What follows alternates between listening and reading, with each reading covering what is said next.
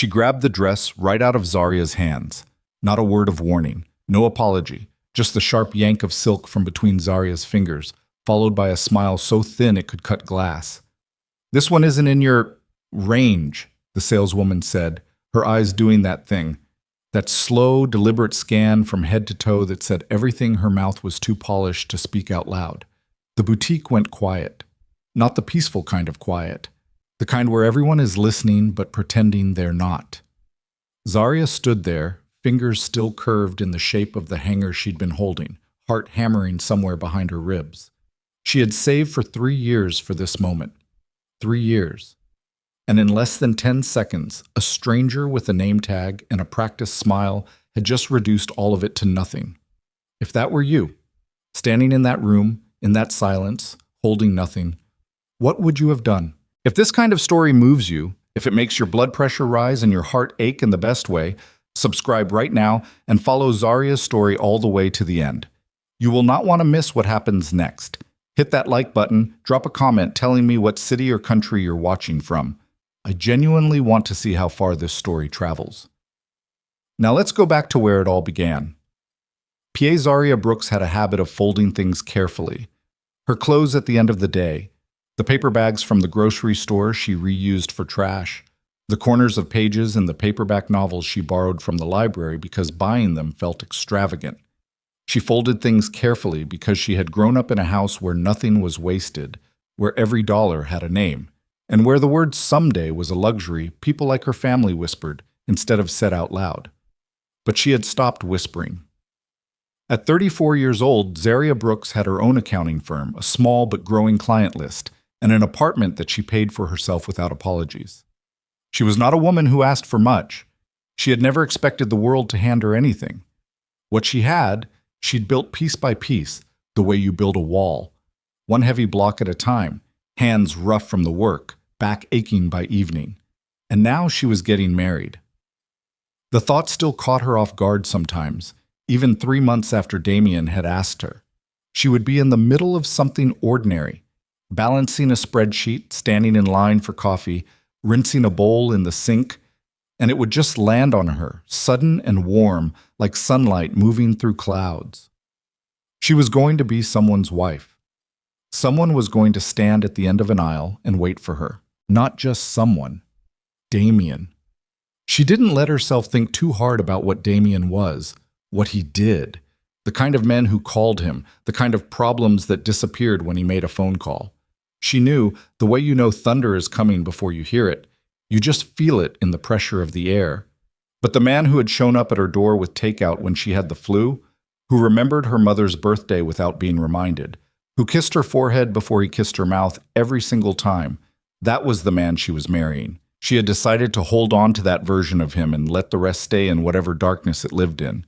She had told herself that was enough. The wedding dress was her project, her thing. Damien had offered more than once to simply buy the boutique and tell them to give her whatever she wanted.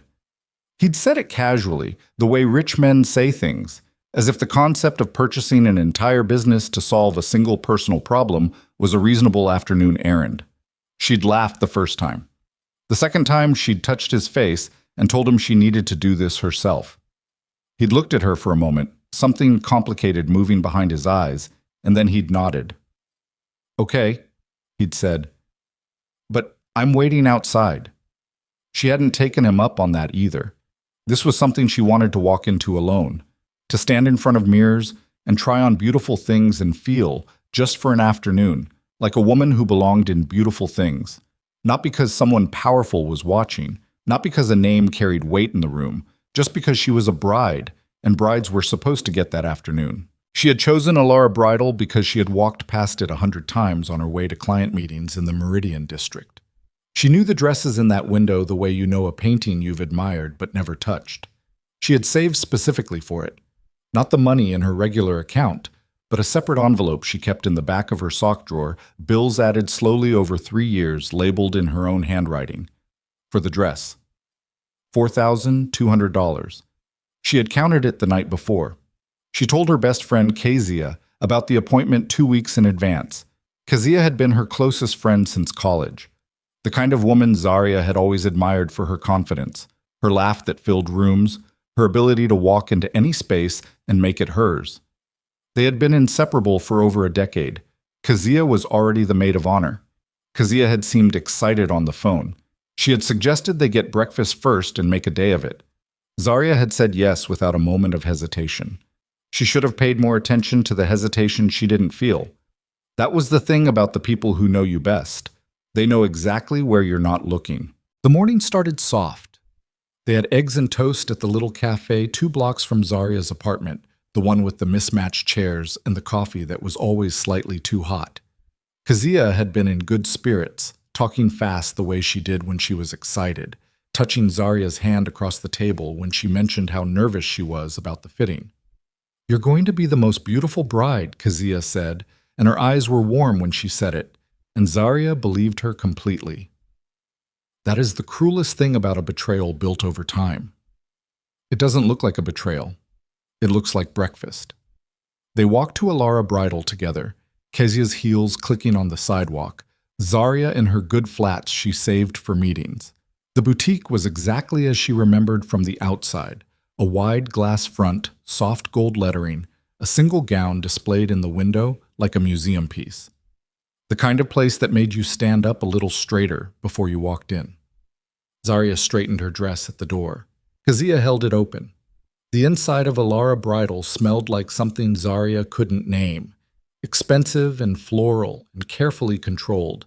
The scent of a place that had decided what kind of woman it was for long before she walked through the door. The carpet was ivory. The lighting was the kind that made everything look like it was glowing from the inside. Gowns lined the walls on silk-covered hangers, and in the center of the room, a raised circular platform sat in front of 3 full-length mirrors. There were 2 other customers already there, women who looked like they belonged the way furniture belongs, placed perfectly, part of the design. One was thin and blonde, consulting quietly with a sales associate over a sample book. The other was older, pearl earrings, sitting in a velvet chair with a glass of champagne, and the settled expression of someone who had never once questioned whether she deserved to be somewhere. Zarya felt them notice her. Not the way you notice someone you're happy to see, the way you notice something that doesn't quite fit. She smiled anyway. She was good at smiling in rooms where people expected her not to. A saleswoman approached. Mid-40s, dark hair pulled back, a name tag that read Sylvia in silver script. She had the kind of face that was professionally pleasant, like a practiced expression she wore the way other people wore earrings, chosen, deliberate, removable. "Welcome to Alara," Sylvia said. "Do you have an appointment?" "I do," Zarya said. "Brooks, 2 o'clock. Sylvia checked her tablet, a pause that was 2 seconds too long. "Of course," she said, though something shifted behind her eyes. "Are you here to browse for someone?" Zarya held Sylvia's gaze. "I'm here for myself. I'm the bride." Another pause.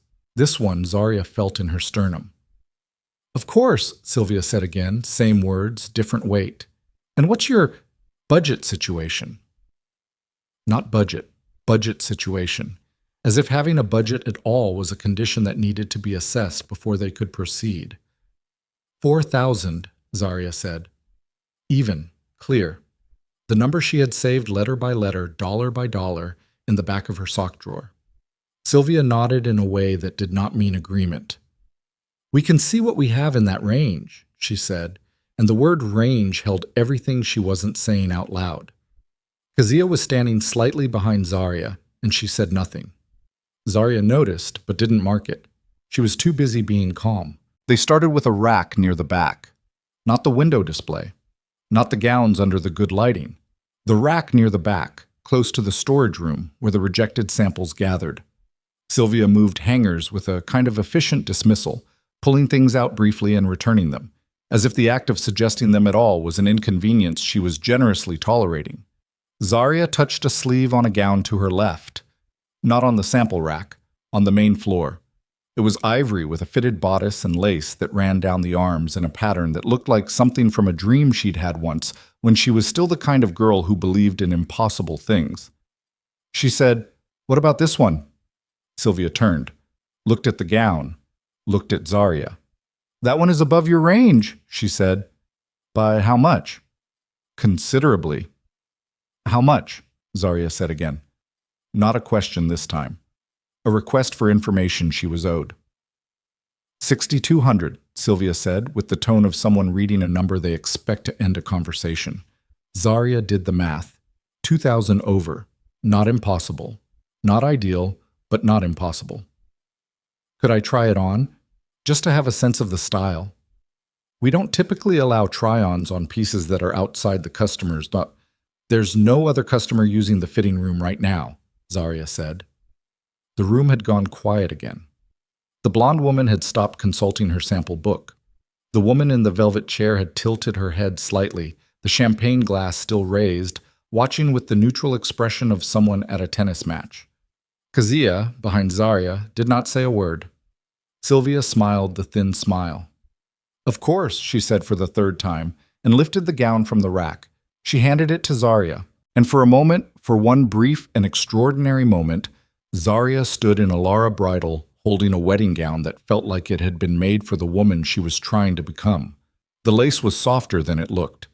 The weight of the skirt in her hands was the weight of something real, something worth the years of folding careful things and saving in silence. She was almost to the fitting room when she heard it, low, not quite a whisper, not quite loud enough to be addressed directly, the kind of cruelty that has learned to disguise itself as casual conversation. The woman in the velvet chair, leaning slightly toward her companion. "You'd think they'd have a sign." Her companion, the blonde woman, sample book now closed, made a sound that wasn't quite a laugh. "I mean, every bride deserves to feel special," she said, and the word every was doing a great deal of work in that sentence, the way a small word can carry enormous contempt when it wants to. Zarya stopped walking. She did not turn around. Her hand tightened on the gown, and in the 3 seconds she stood there, frozen in the middle of the ivory carpet, with the beautiful dress in her hands and the silence pressing on her from all sides, something happened inside her that she wouldn't be able to explain for a long time afterward. It wasn't collapse. It wasn't the crumpling that the women in that room might have expected, might have hoped for. It was something older and quieter than that. It was the part of her that had been folding things carefully her entire life, suddenly very still, very cold, holding everything together with the last of its patience. She walked into the fitting room. She closed the door. She stood in front of the mirror alone, and she put on the dress. It fit in the way that something fits when it was not designed for your body, but your body refuses to be apologetic about that. The lace pulled at the shoulders. The zipper wouldn't close completely at the back. She knew this. She stood there anyway, because the woman looking back at her from the mirror was wearing a wedding gown in a bridal boutique, and whatever anyone in that room thought about that, the image was true.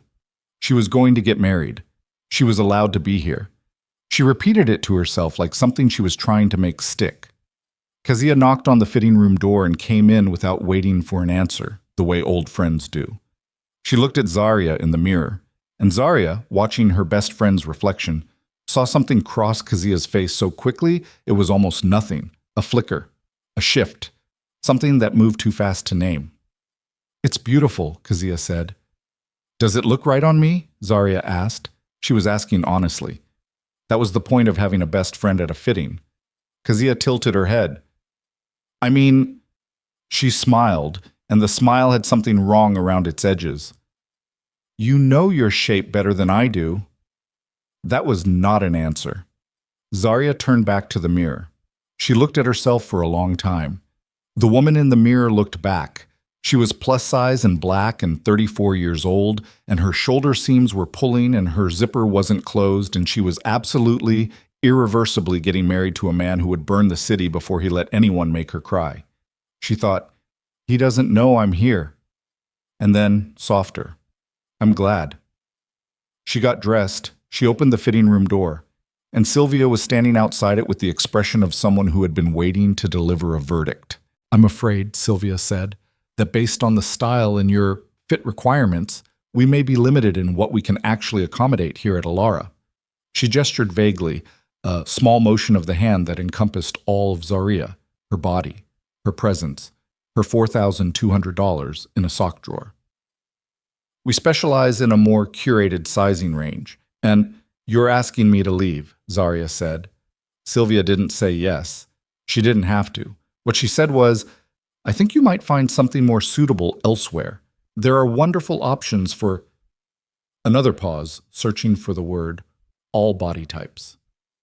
The boutique was completely silent now. No pretending to look at sample books. No gentle sipping of champagne. Every eye in Alara Bridal was on Zarya Brooks, waiting to see what she would do with what she'd just been handed. And what she did was this.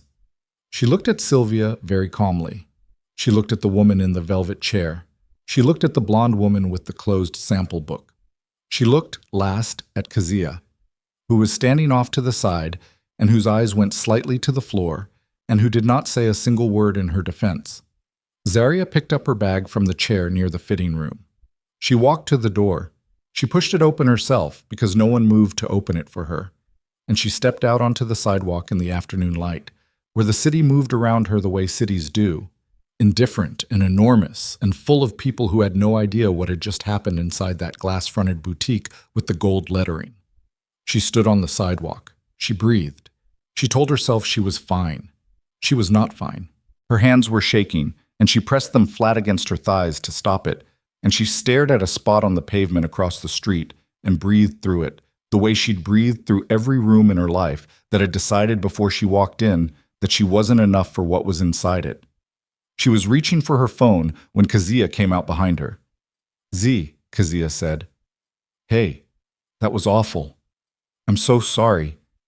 And Zarya turned to look at her best friend, who had stood in that room and said nothing, who had let a stranger dismantle 3 years of saving and hoping without opening her mouth, who now had the face of someone performing an apology. And something cold moved through her, something that had nothing to do with the boutique or the saleswoman or the woman with the champagne glass. Were you? Zarya said. Kazia blinked. What? Sorry. Zarya's voice was level. Were you?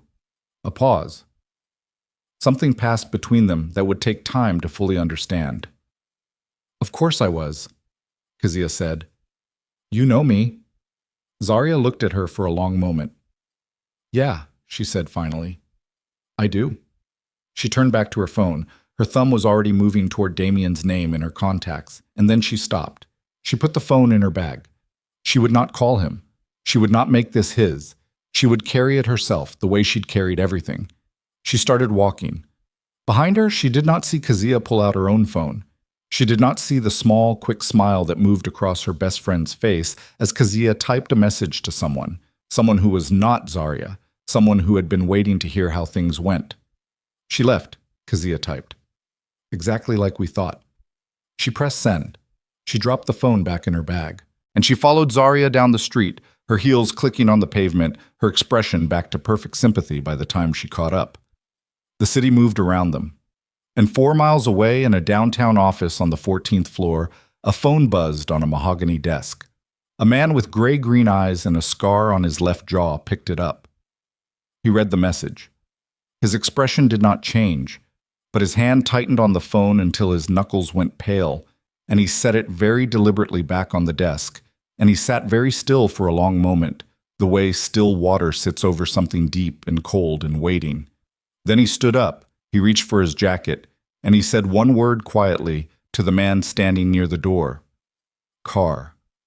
Zarya walked 4 blocks before her legs decided they were done cooperating. She didn't collapse. She wasn't the kind of woman who collapsed on sidewalks. But she stopped in front of a dry cleaner's with a neon sign that buzzed and flickered, and she put one hand flat against the brick wall beside it, and she just stood there for a moment with her head down and her breath coming in that shallow, controlled way that meant she was holding something large very carefully so it wouldn't break in the wrong direction. Kazia caught up to her. Z, hey, come on, let's get you some water or something. There's a place right on the corner. I'm fine, Zarya said. You don't look fine. I said I'm fine, Kazia. The words came out with more edge than she intended, and she heard it herself, and she straightened up and exhaled and turned to face her friend with the composed expression she used in client meetings when someone was telling her something she didn't want to hear. Kezia was watching her with that soft, concerned look, The one that Zarya had always trusted completely. The one she was now seeing slightly differently, the way you see a room differently when the light changes. She couldn't name what was wrong yet. It was more of a texture than a thought, something that felt off. The way food sometimes smells fine, but your stomach knows before your brain does. You should have said something, Zarya said. She kept her voice neutral. Testing. Kezia frowned. What could I have said? That woman was awful. I was in shock. You've never been in shock a day in your life, Kezia laughed, a short, light sound. I'm serious. I didn't want to make it worse by causing a scene. Zarya looked at her. Kezia looked back. A bus went by. The brake sound was loud and ugly. Right, Zarya said. Okay.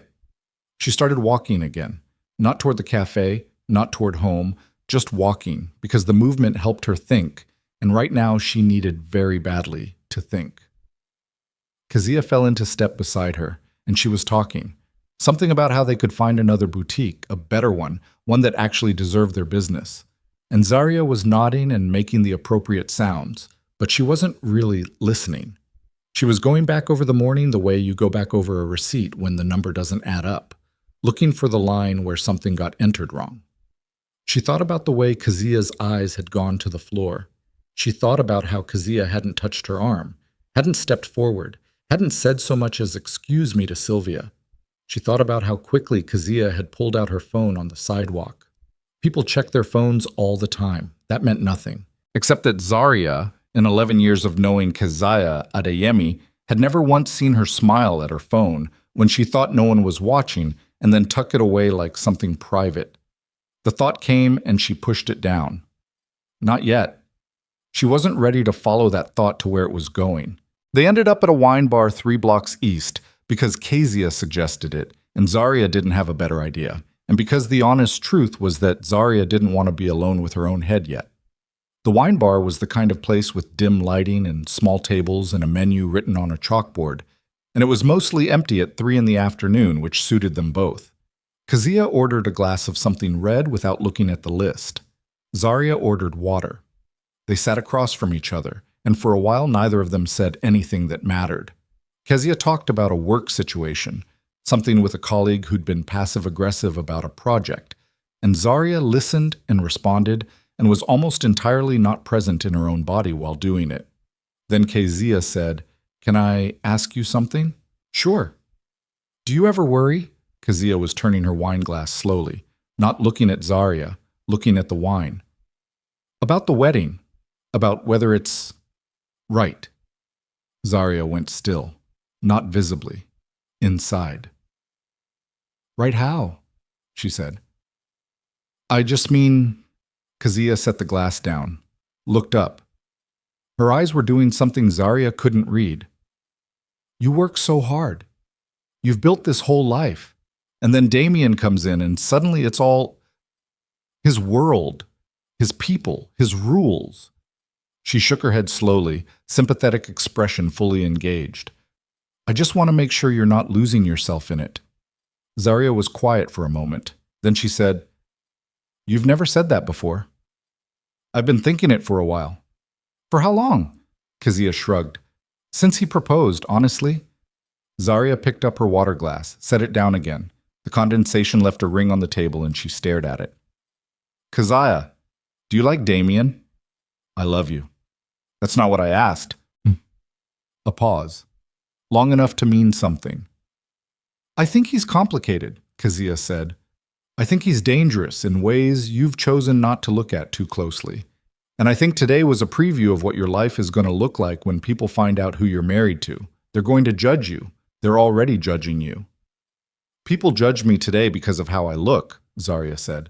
"Not because of who I'm marrying." "Maybe both." The words landed flat on the table between them like something dropped from a height. Zarya looked at her oldest friend, and Kezia looked back, and her expression was perfect. Concerned, earnest, a woman speaking difficult truth because she cared too much to stay silent. It was a flawless performance, and Zarya had seen Kezia perform concern before, in moments that were real, and this felt identical. That was the problem. She couldn't tell anymore. "I need some air," Zarya said. She pushed back her chair. Kezia started to stand. I'll come. No. Zarya held up one hand. Stay, finish your wine, I'll text you. She walked out before Kezia could answer. The afternoon had turned gray while they were inside. The kind of gray that doesn't commit to rain but makes everything feel heavier anyway. Zarya walked down the block slowly, hands in her jacket pockets, and this time she let herself think the thought she'd been pushing down. Kezia had known the name of the boutique. Kezia had suggested the appointment time. Kezia had known, 2 weeks in advance, exactly where Zarya would be and when, and Kezia had stood in that room, in that silence, and done absolutely nothing. Zarya stopped walking.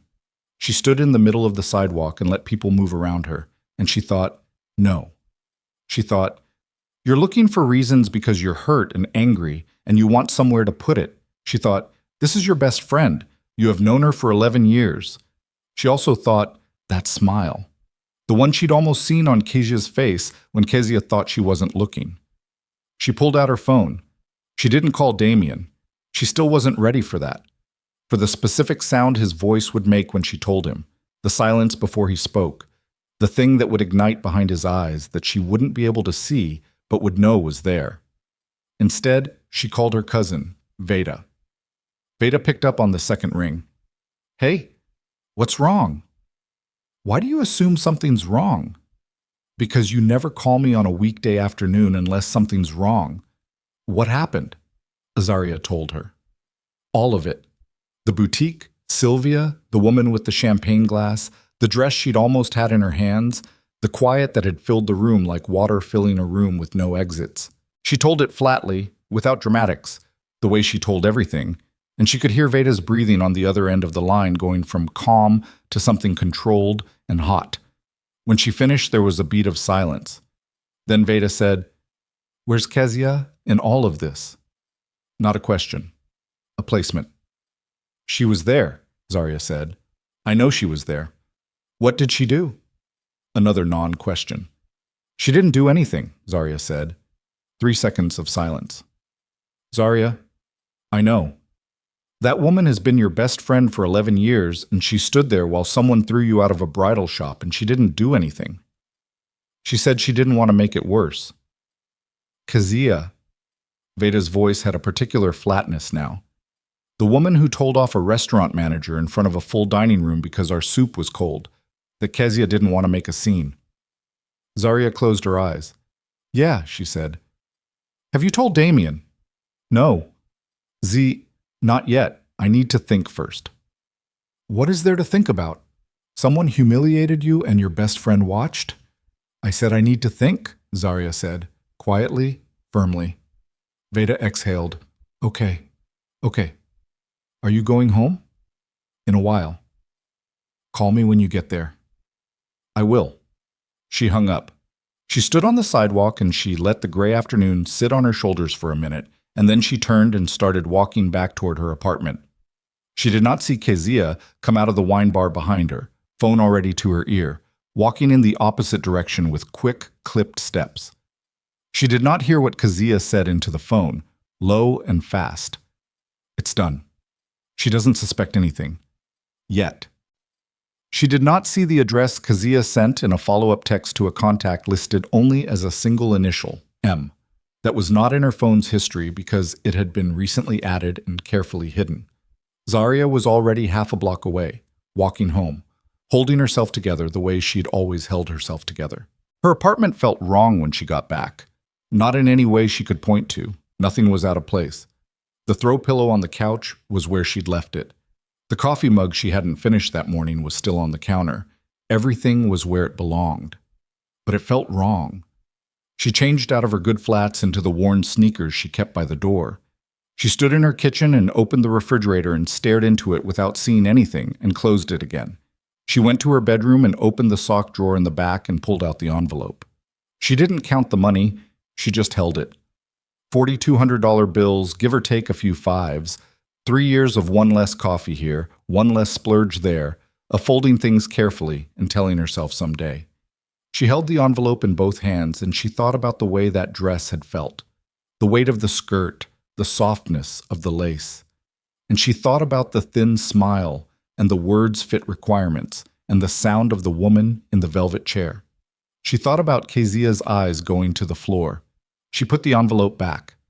She sat on the edge of her bed and took several slow breaths. And then her phone buzzed. Not a call. A text. From a number she didn't recognize. No name attached, just digits. She almost didn't open it. The message was brief. You should ask your friend what she told them before you arrived. Zarya read it twice. Her chest went very still. She looked at the number. She didn't know it. She typed back, "Who is this?" No response.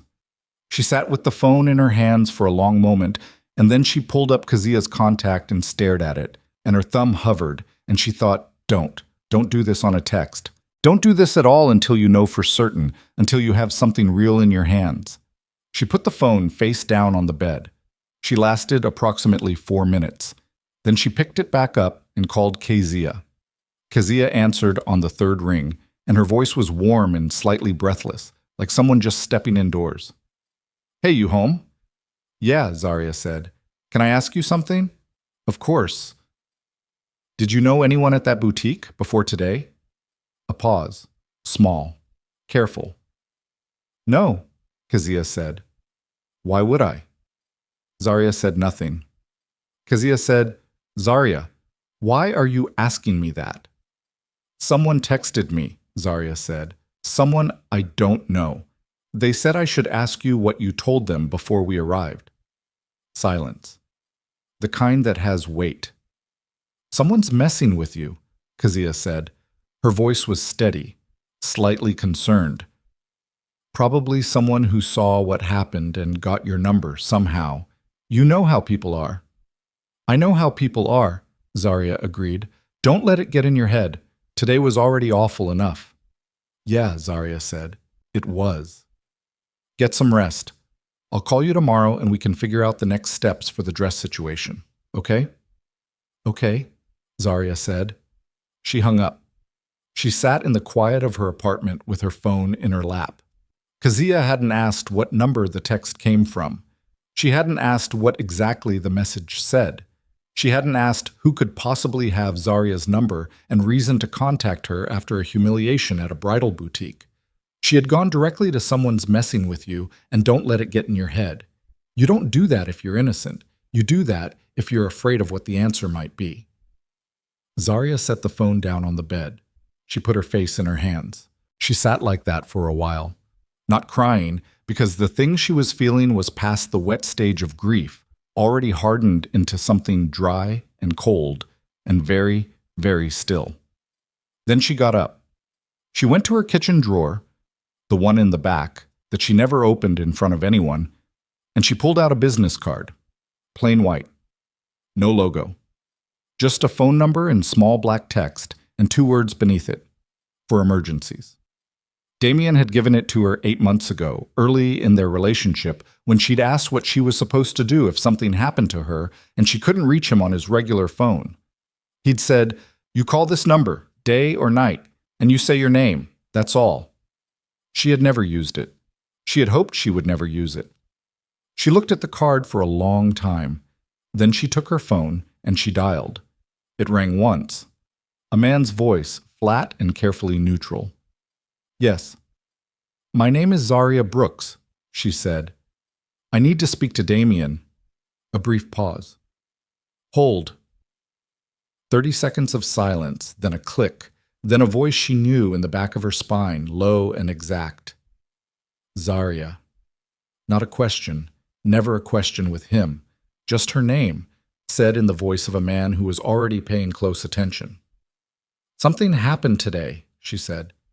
"And I think—" She stopped, started again. "I think it was planned. I think someone I trust set me up. And I don't know yet what it means, but I thought you should know." Damien didn't say anything for a moment.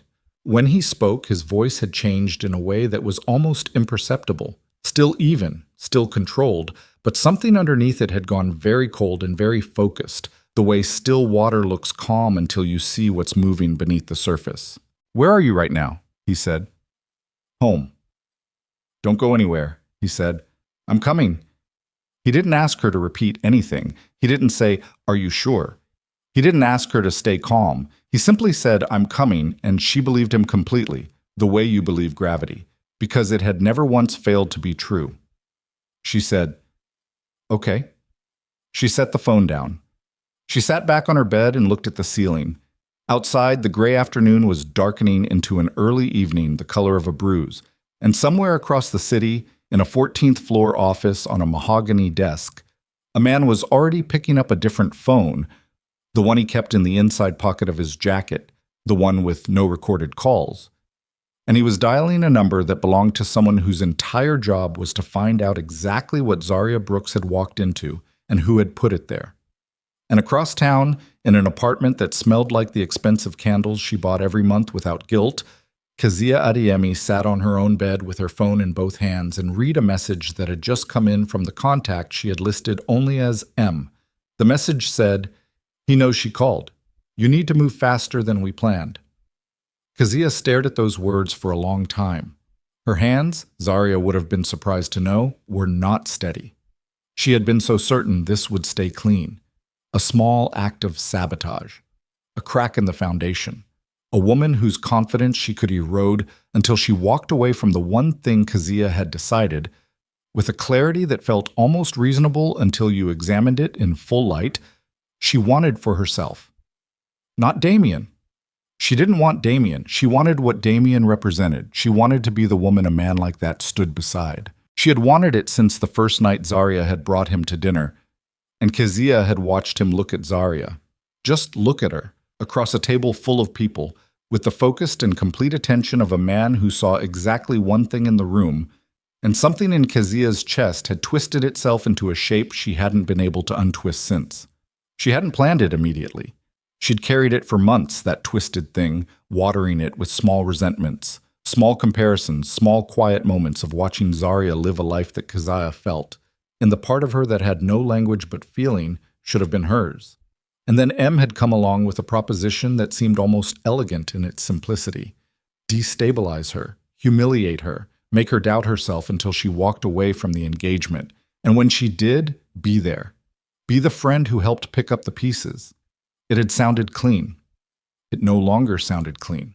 Because M's next message arrived 3 seconds after the first, and this one said, "He's already sent people to pull the boutique's security footage. By tomorrow morning, he'll have everything." Kezia read that. She set the phone on her knee. She looked at her hands. For the first time since this had started, Kezia Adeyemi, who had never once in her adult life allowed herself to feel genuinely afraid of consequences, felt a specific, cold, very adult fear settle into her chest like something that intended to stay. She had made a terrible mistake. And the man whose fiancé she had just helped humiliate in a bridal boutique was not the kind of man who needed a courtroom to deliver a verdict. She picked up her phone again. She called M. It went to voicemail. She called again. Voicemail. She put the phone on her bed and pressed both palms flat on her thighs and stared at the wall across from her. And what she thought in that moment was not about Zaria, and not about the boutique, and not even about Damien. What she thought about was the door. And whether, if she needed to, she could be through it before anyone Kezia got through the door. That was the first thing she did right, and it was also the last thing she did right for a very long time. She grabbed her coat off the hook without putting it on, shoved her feet into the first shoe she touched, took her bag from the kitchen counter, keys, wallet, phone, the small amount of cash she kept in a separate fold inside the inner zipper, and she was out of her apartment and into the hallway in under 90 seconds. The hallway was empty. She exhaled. She walked fast to the elevator, then changed her mind and took the stairs. 6 floors. She took them in heels at a speed that made her ankles protest every step, one hand on the railing, not looking down, just moving. The lobby was quiet. The doorman at the desk, a heavy-set man named Gerald, who had worked the building for 7 years and who always said good evening to her by name, looked up as she passed, and something in her face must have registered because his expression shifted slightly from its usual neutral to something closer to attention. "Ms. Adeyemi, everything all right?" "Fine," she said without stopping. "Just late." She pushed through the glass front door and stepped onto the sidewalk and turned left, then immediately second-guessed left and turned right, and then stopped entirely because she had no actual plan, she realized, and having no plan when the walls were closing was a specific and very efficient way to get cornered. She stood on the sidewalk outside her building and made herself breathe. Think, she told herself. You have time. You have a few hours, maybe more. He's with Zarya. He's not coming for you tonight. You have time to think. Her phone buzzed. She flinched so hard she nearly dropped it. The screen said, M. She answered immediately. Where have you been? I called twice. I know. The voice on the other end was a man's voice, smooth and unhurried in a way that currently made Kezia want to put her fist through something. I was handling something. He knows, Kezia said, low and fast. Damien knows she called the emergency number. You said this would stay contained. You said, I said it would stay contained if everything went according to plan, M said. Things didn't go entirely according to plan. What does that mean? It means someone in the boutique wasn't as discreet as promised. Someone. Kezia pressed 2 fingers to her forehead. Who? That's being handled. That's not an answer. Keziah. His voice had the patience of a man who had been through worse and came out the other side in better shoes.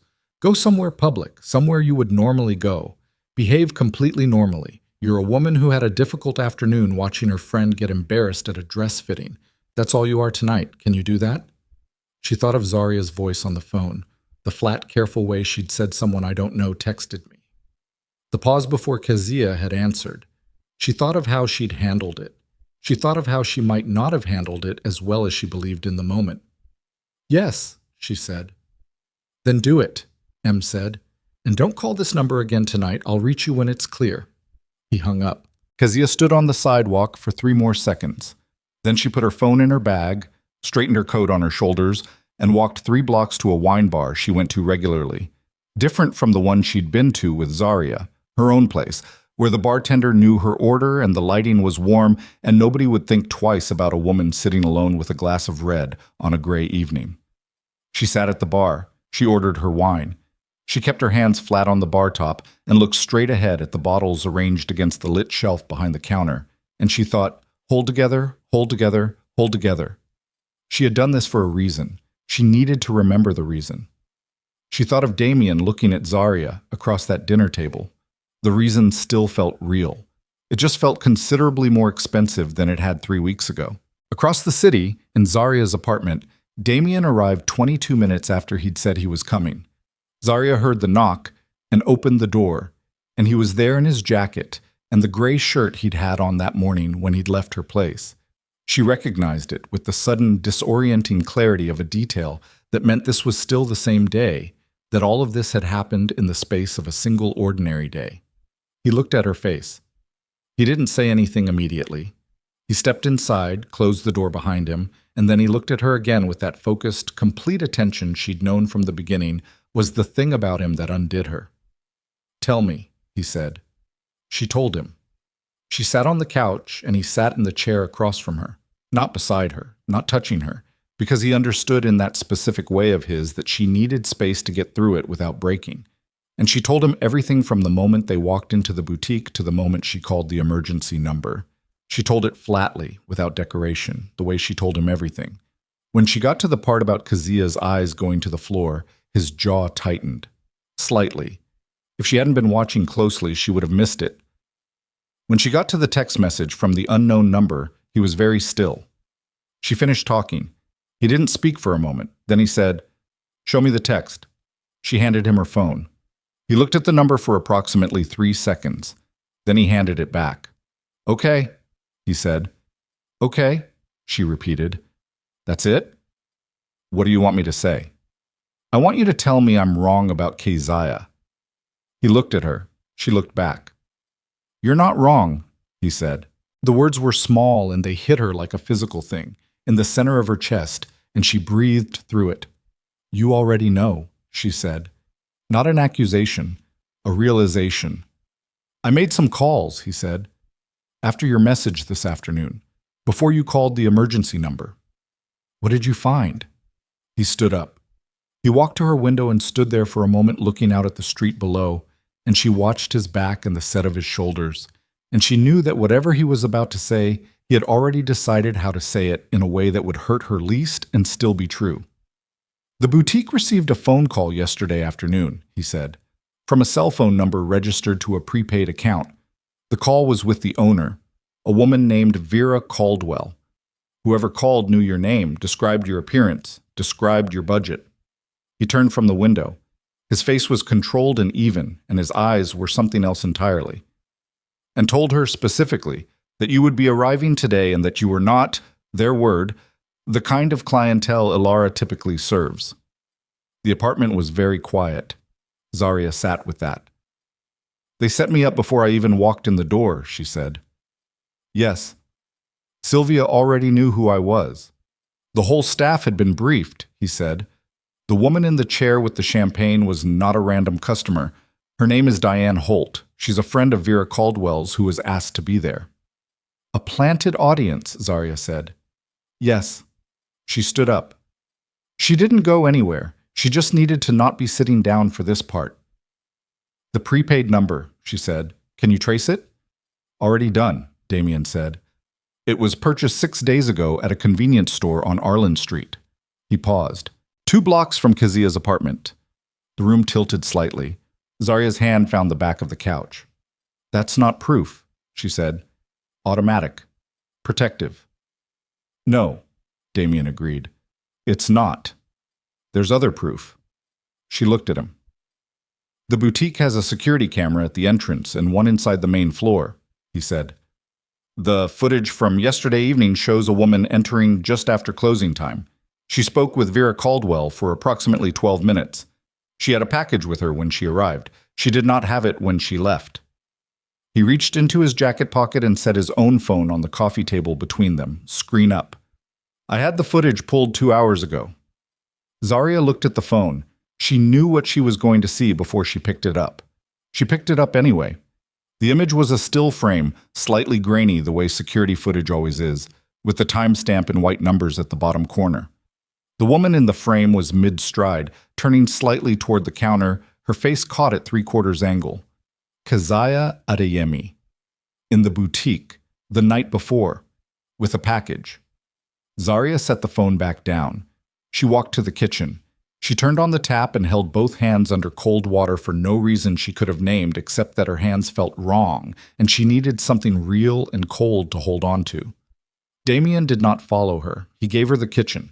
She stood there with water running over her hands for almost a full minute. Then she turned off the tap.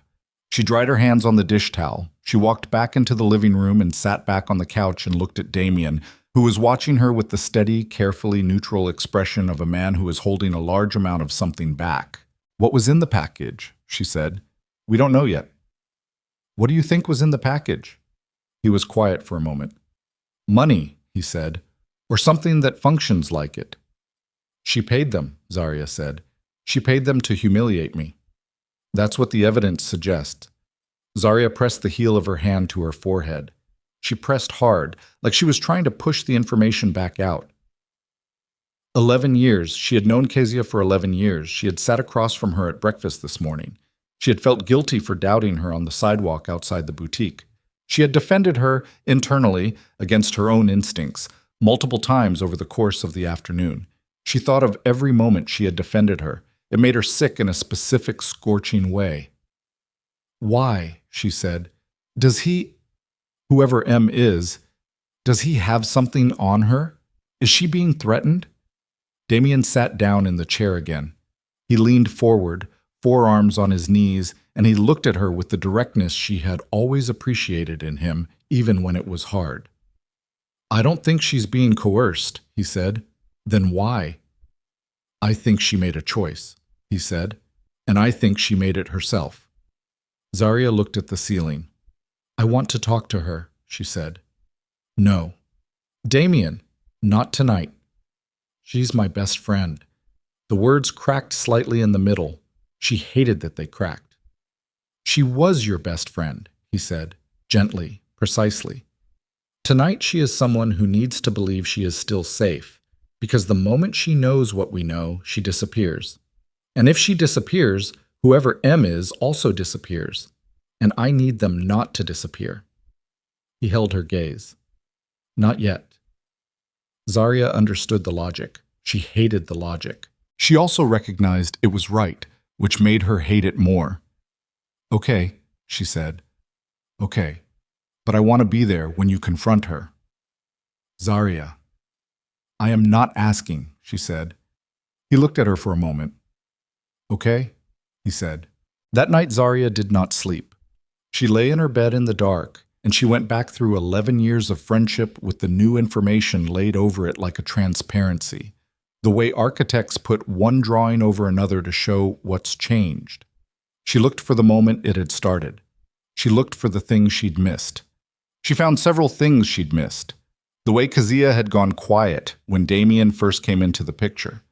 Zarya had read it at the time as protectiveness, a friend being cautious about a new man. Now she read it differently. The way Kazia always had a reason to be wherever Damien was. The dinners she'd inserted herself into, the events she'd asked to tag along to, the time she'd touched his arm when she was talking to him. A gesture so practiced and light that Zarya had never once registered it as anything but friendliness. She lay in the dark, and she felt stupid, and then she felt angry at herself for feeling stupid, and then she felt angry at Kezia for making her feel stupid, and then she felt something past anger that didn't have a name yet, something that lived in the part of her that had trusted completely and now had to rebuild its whole understanding of the past decade. Around 2 a.m, she got up. She went to her kitchen table and sat down with a piece of paper and a pen, and she wrote because writing had always been how she processed things she couldn't say out loud yet. She wrote without organizing it, just stream, everything she remembered, everything she was rethinking, everything she wanted to say to Kazia that she wasn't allowed to say yet. She filled 2 pages. She folded them and put them in the drawer. Then she made herself a cup of tea she didn't drink, and sat in her kitchen until the light outside the window shifted from black to the dark blue that comes just before dawn. Damien had stayed. He was asleep on her couch. She'd insisted on that, the couch. Not because she was angry at him, but because she needed the night to herself in some specific way that he'd understood without her having to explain it. She could hear his breathing from here, low and even, and the sound of it steadied her more than she wanted to admit. At 6 a.m, her phone buzzed. Unknown number. Same last 4 digits as the text she'd received the afternoon before. She answered. There's more, the voice said. A man's voice, low, slightly distorted, the kind of deliberate modulation you use when you don't want to be recognized. More than the boutique, more than Kezia, you need to ask who M is. Tell me, Zarya said. I can't do it over the phone. There are documents, physical documents. I can get them to you, but I need 24 hours. Who are you? A pause. Someone who made a mistake getting involved, the voice said, and who would like not to make a larger one by staying involved 24 hours. Why should I trust you? Because I'm the one who sent you the first text, he said, and if I were working against you, I wouldn't have done that. She thought about that. 24 hours, she said. Don't tell Moretti about this call yet. That's not a condition I'm agreeing to. Another pause. Longer. Fair enough, the voice said, and hung up. She woke Damien. She told him about the call. She watched his face as she talked and saw the specific quality of his attention shift. Not from calm to anger, he didn't do that, but from resting stillness to operational stillness, which were 2 entirely different things. When she finished, he was quiet for a moment. The same number, he said. Same last 4 digits. Different first 6. He's using a rotating set of prepaid phones, Damien said, which means he's not an amateur, which means this goes further than a woman who made a jealous decision. He stood up from the couch. He rolled his shoulders once, the small automatic motion she recognized as him shifting from one version of himself to another. I need to make a call, he said. I know. This is going to get larger than the boutique, he said. He looked at her directly. I need you to understand that before it happens. I already understand it, she said. I understood it the moment you told me it was planned. He nodded once. He went to the window again. He always went to the window when he needed to think. She had noticed this months ago. And he looked out at the street below where the city was just beginning its morning, early light hitting pavement still wet from a rain that had come and gone while she was sitting in her kitchen.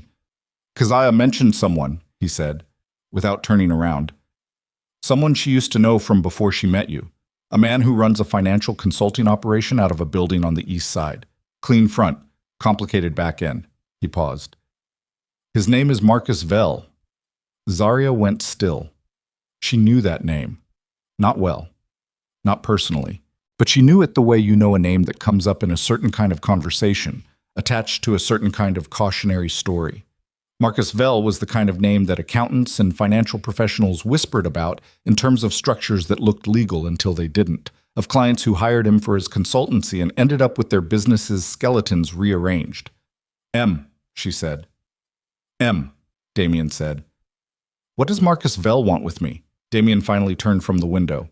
His face in the early morning light was very clear, every line of it, and she could see the thing he was deciding whether to say before he said it. "Not with you," he said. "With me. He wants something that I have. He's been positioning for 8 months to find a way to use something I care about as pressure." He paused.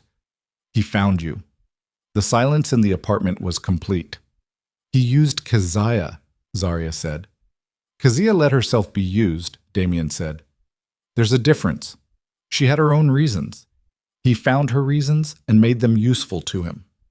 Zarya stood up from the kitchen chair. She walked to the window and stood beside him, and they both looked out at the city below.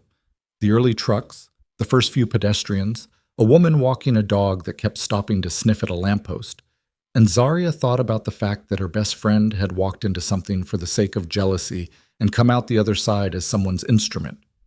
She thought about the package. She thought about the 12 minutes of conversation. She thought about 11 years of friendship, carefully folded, pressed flat, saved, like money in an envelope in the back of a sock drawer, only to discover the envelope had always been empty. "What does he want from you?" she said. Damien was quiet for a moment. "There are records," he said, "of a transaction that predates anything he's built his legitimate front on. Records that, if they became available to the right people, would take everything Marcus Vell has assembled in the last decade and turn it to dust." He said it evenly, the way he said everything that mattered, without drama, without performance. "He wants those records. I've had them for 3 years. I've never used them because using them wasn't necessary. He's always known I had them. What he didn't know, until someone told him, was that there was a way to get to me. He didn't look at her when he said the last part. He didn't need to." "How long," she said, "has Kezia known Marcus Vell?" He turned to look at her. "The first record of contact we've found," he said, "is 14 months ago." 14 months. They had gotten engaged 4 months ago, which meant Keziah had known Marcus Vell for 10 months before the engagement, which meant this had not begun as a response to the engagement, which meant the timeline was, "She was in contact with him before you proposed," Zarya said. "Yes?" "She knew him while she was my best friend, while I trusted her with everything." "Yes." Zarya pressed her lips together. She did not cry. She had cried at enough things in her life that she had developed a reasonably accurate sense of which things deserved it, and which things deserved something colder and more permanent. This was the second kind. "I want those documents," she said. "The ones the caller mentioned. I want to see them before you do anything." Damien looked at her for a moment. "Zarya, she was my friend," she said. "Whatever happens next, I need to see it with my own eyes. I need to know the full shape of it, not a summary, not what you decide I should know. All of it." He held her gaze. He did not argue with her. What he said was, 24 hours. 24 hours, she agreed. She turned from the window. She went to get dressed. In the kitchen behind her, Damien waited until he heard the bedroom door close, and then he took the phone from his jacket and dialed a number from memory. When it picked up, he said 5 words. "Find Marcus Vell. Don't touch him." He listened to the response. Then he said, "And I need everything we have on Kezia Adeyemi. Everything. Going back 14 months. Another pause. "No. Further. Go back to when she met Zarya." He hung up. He stood in the kitchen of the woman he was going to marry, in the early morning light, and the expression on his face was not anger. Anger was loud and imprecise, and he had trained himself out of it years ago. What was on his face was something else, something quiet and total and absolute.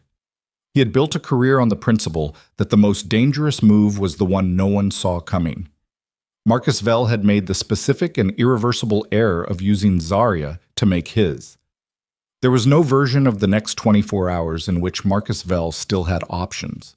The only remaining question was how much of it Zarya was going to need to see before she let Damien do what he already knew he was going to do, and whether, when she saw the full shape of the betrayal that had been constructed around her life without her knowledge, she would still be the woman who wanted justice instead of something that felt, in the marrow of the bones, considerably more final.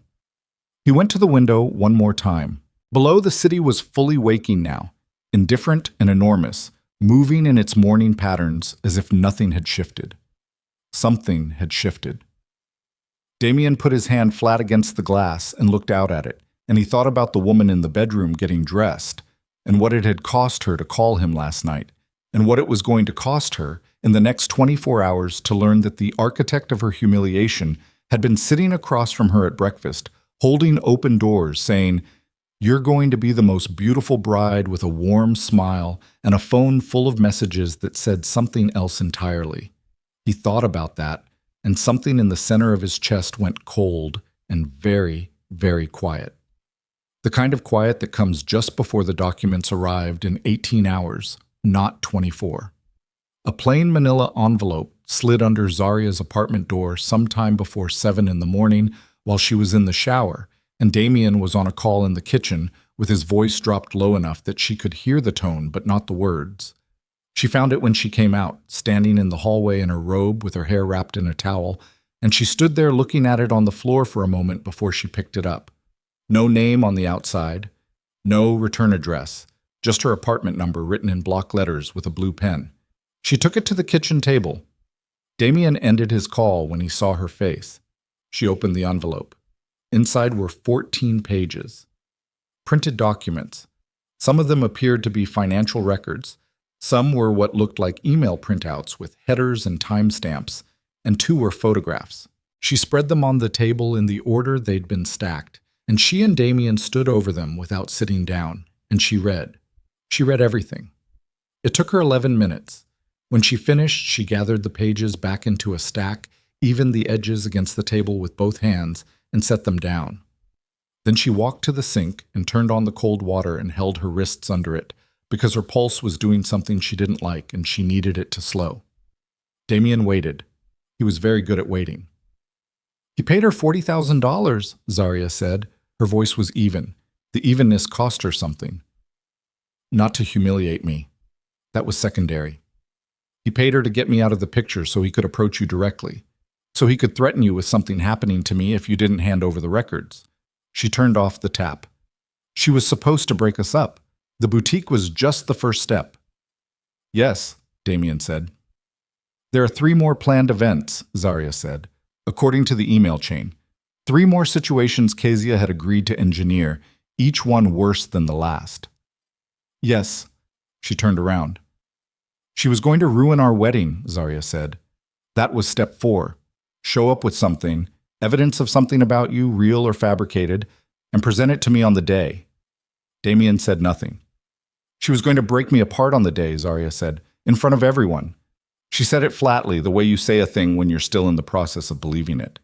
She looked at Damien, and his face was controlled and steady, and his eyes were the color of something that had burned down to its last material. "Where is she right now?" Zarya said. "Surveillance has her at her apartment," Damien said. "She hasn't left since last night." "And Marcus Vell?" "His office, East Side building. He arrived 40 minutes ago." Zarya nodded once. She went to get dressed. She was back in 8 minutes, jeans and a dark top, and the boots she wore when she needed to feel like her feet were on solid ground. She put her hair up while she walked back to the kitchen, fingers working the elastic without looking, and she picked up the stack of documents and put them back in the envelope. "I want to go to Kezia first," she said. "Zarya, I know," she said. "I know your argument. Don't make it." She looked at him.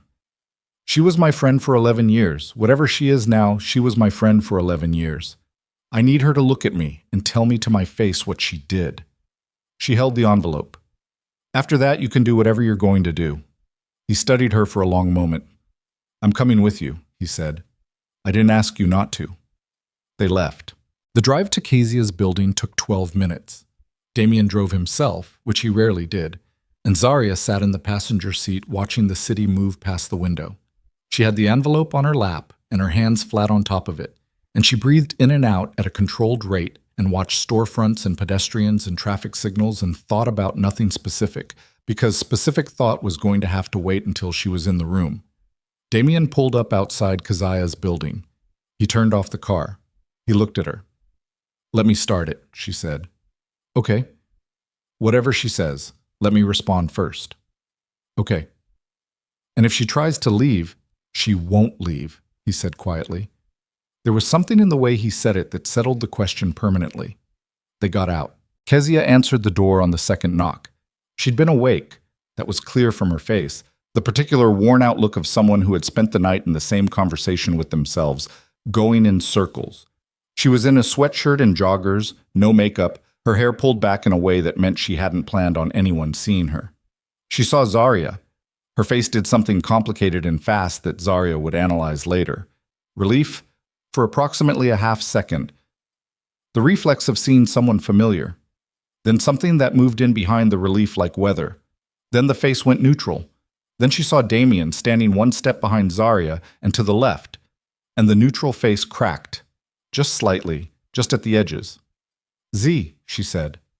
Her voice was careful. Hey, I was going to call you this morning. Can we come in? Zarya said. Not a question. Kezia stepped back. They came in. The apartment was the way it always was. Throw blankets, the good candles, the bookshelf organized by color that Zarya had always found aesthetically excessive and personally charming. She had been in this apartment hundreds of times. She had slept on that couch. She had eaten at that kitchen counter. She had sat in that chair and laughed until her stomach hurt more times than she could count. She stood in the middle of it now, and it felt like standing in a stranger's room where all the furniture had been taken from somewhere she knew.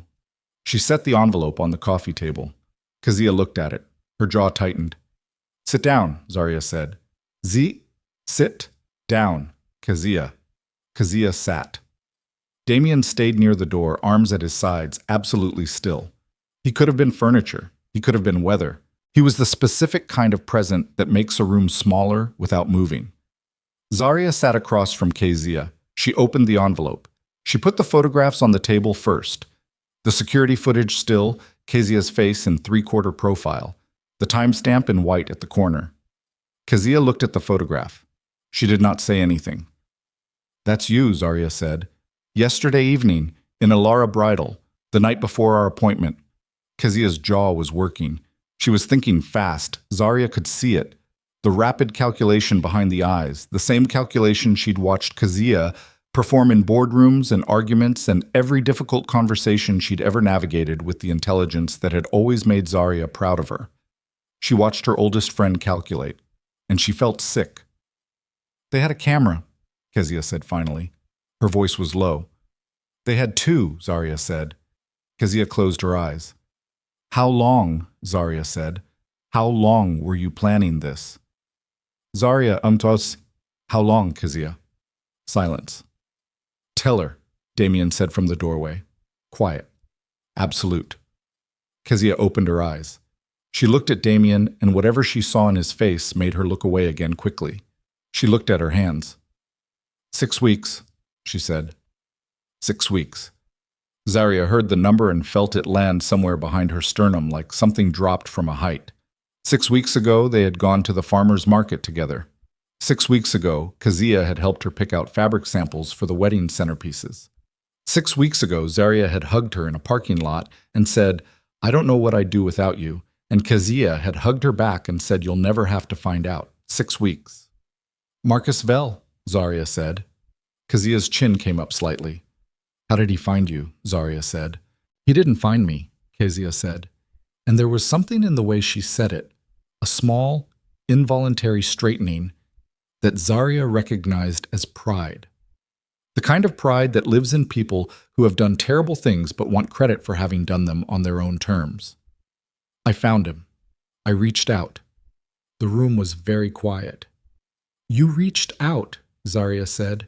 I knew who he was. I knew what he had going against Damien, and I... She stopped. She pressed her lips together. Something moved across her face that might, in a different context, have looked like shame. I had my own reasons, and they fit together. What were your reasons? Zarya said. Kezia looked at her. For the first time in the conversation, her eyes were direct and unguarded, and Zarya saw it. The thing she had only glimpsed before. The twisted shape that had been living in her best friend for longer than 6 weeks, longer than 14 months, maybe longer than that, patient and quiet and waiting for the conditions to make it viable. You have everything, Kezia said. You have always had everything, the career, the apartment, the way people look at you when you walk into a room like they already respect you before you've said a word. Her voice was even, but underneath it was the particular rawness of something that has been pressed against glass for too long. And then you got him. On top of everything else, you got him. She shook her head. The motion was small and tight. And you don't even see it. You never see it. How much you have. How much you just take up without noticing. The silence after those words was different from the silence before them. Zarya sat with it. She did not feel it immediately because she was not going to respond to that from the fast, hot part of herself. She was going to respond from the part that was slower and colder and had been sitting in her kitchen at 2 a.m. writing things down with a blue pen. You think I never noticed? Zarya said. Kezia said nothing.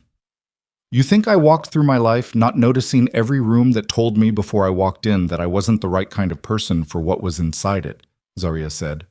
Her voice was still even.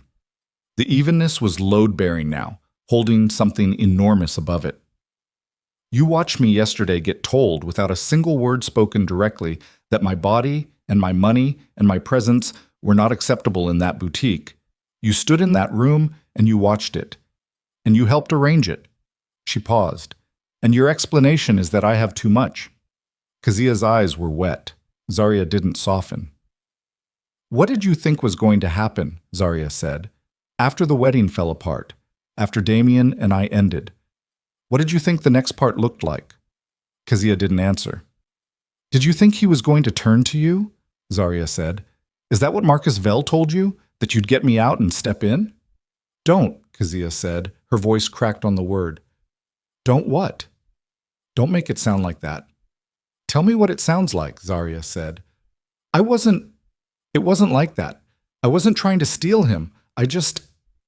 Kezia put her face in her hands. For a moment she was simply a woman falling apart at her own kitchen table, and Zarya's chest moved toward her on reflex, the 11 years of friendship pulling like a physical current, before Zarya caught herself and held still.